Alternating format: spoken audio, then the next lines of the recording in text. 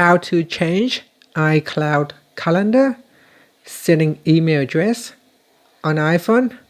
First, let's return back to the home screen. Now on the home screen, tap on Settings, and from the Settings page, we tap on your Apple account name at the top.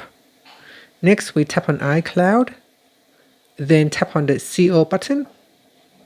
Now in here, we scroll down and tap on iCloud Calendar. Next, scroll down, and in here, tap on Send and Received. From here, tap on Sending and then choose an email address that you would like to use.